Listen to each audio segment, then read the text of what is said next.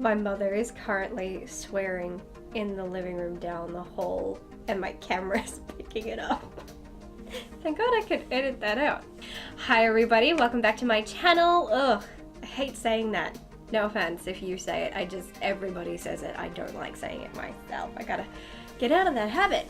Anyway, today, as you can see from the title, I am reviewing What Men Want. I went and saw this film last month. It was the very first Flicks with the Chicks film for the year, so those have kicked off, and I kind of knew based on what was coming out last month, I knew that What Men Want was going to be the choice, and I wasn't ever planning to go and see this film, but I love going to those events, and any chance I have to get myself a bag of free shit, I'ma do it.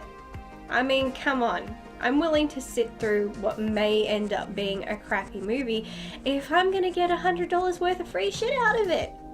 You know how to sell me. Well done. Well done, cinemas.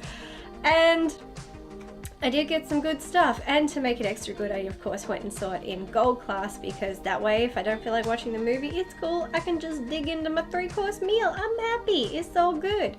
So I haven't uploaded this until now because I have still been busy helping my mother with her rehab, not from drugs, from surgery, get your mind out of the gutter.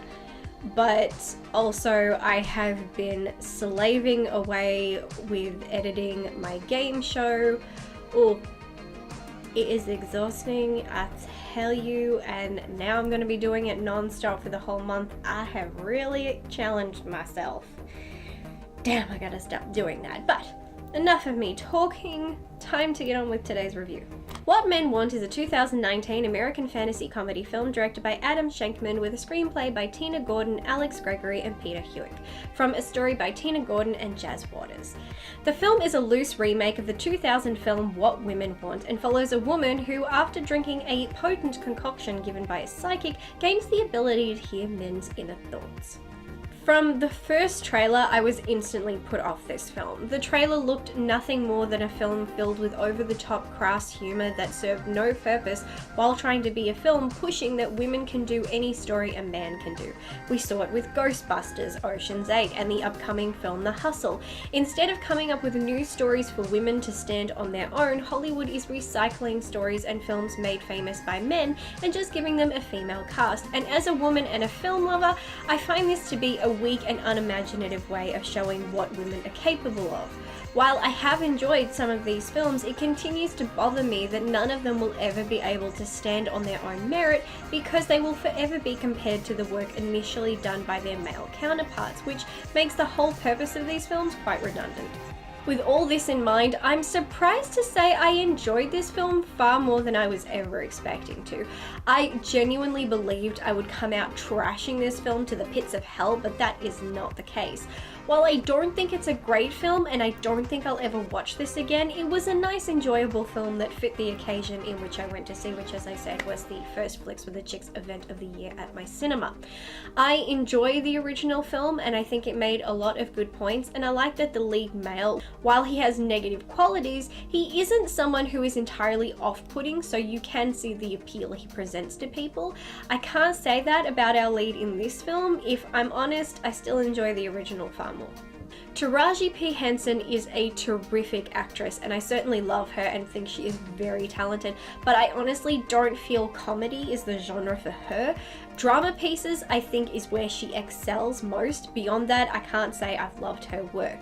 In this film, her character, Ali, right off the bat is unlikable, irritating, and a flat-out bitch. She speaks down to everyone, treats everyone as beneath her, and is just overall an unappealing person to want to be around. It's a wonder she has any friends at all. She has positive qualities such as her drive, her dedication, and tenacity, but it feels as though her bad ones overshadow those good qualities. On the bright side, those negative traits begin to ease off as she meets her love interest, Will, played by Aldis Hodge.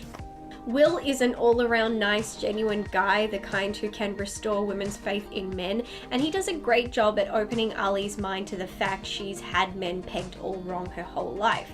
The truth is, her ability did virtually nothing to give her a better understanding of men. If anything, it seemed to help fuel everything she already thought and was bringing out more negative traits in her. But it was Will and his very grounded, down-to-earth human story that calms Ali and teaches her about listening and giving people the benefit of the doubt and trying to get to know them. Without him and his story, how the two characters work, Ali would never have been redeemed. The story has very cliche plots. Character digs themselves into a hole, causes a huge mess that makes them lose everyone, and then must begin their road to redemption. The plot had nothing original or fresh. It was a very predictable plot with a predictable layout that didn't give me anything memorable. Even characters like Ali's friends were used so sparingly that they have had little to no impact on the story or the character's journey. While I admit the humor was nowhere near as crass as I was expecting, it was still the kind of humor that is typical for modern day comedies, which for my taste made it not humorous at all. The jokes are cliche and are also predictable. Full transparency, I did not laugh once during this movie, and with a theatre full of 36 women, I only heard 2 laugh, and I only counted that happening 3 times in total.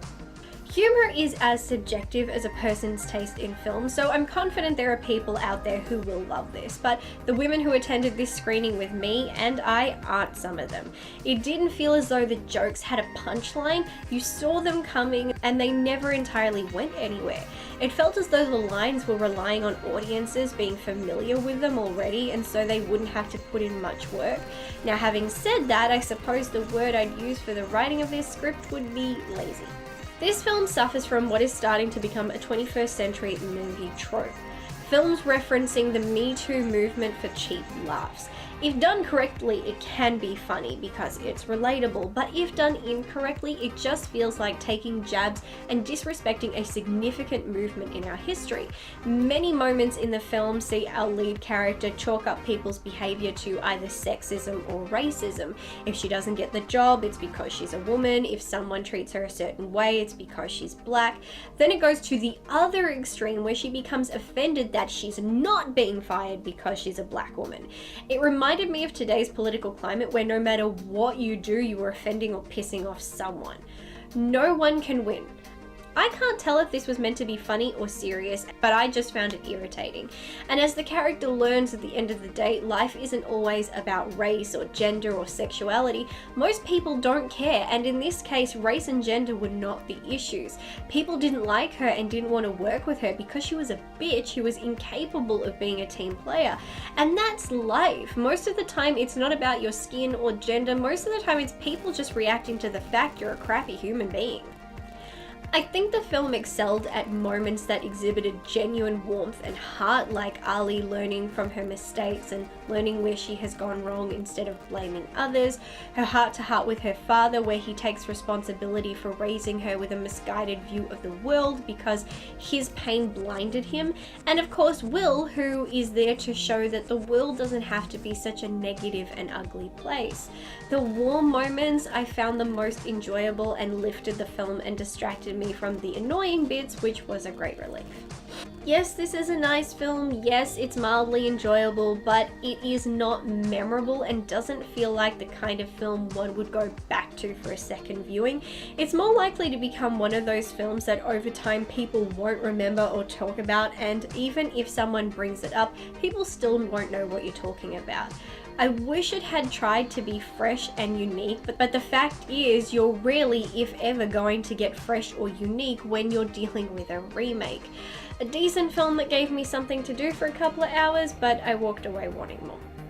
Yeah, I can openly say that I really thought that I would walk away absolutely loathing the shit out of this film and that I would be giving it a Kill It With Fire review, but I was pleasantly surprised that I actually found it somewhat enjoyable. But like I said, it doesn't reinvent the wheel, and I'm not saying that it should, but when you've seen something like this done over and over and over again, you really need to change it up and give us something fresh. But I really don't think that you needed to do a remake of what women want. You could have used a similar storyline and just have it be a completely fresh story. You didn't have to say, oh, we're gender flipping this film. It's just not necessary.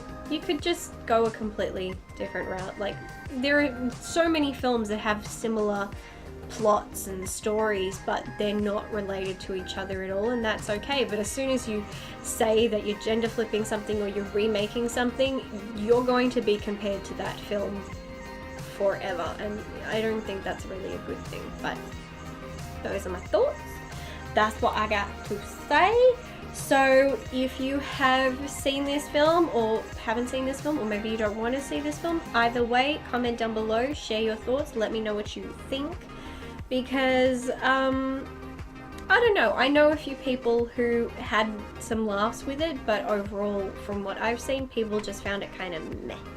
So tell me what you think, let's find out some more opinions, and until next time, bye.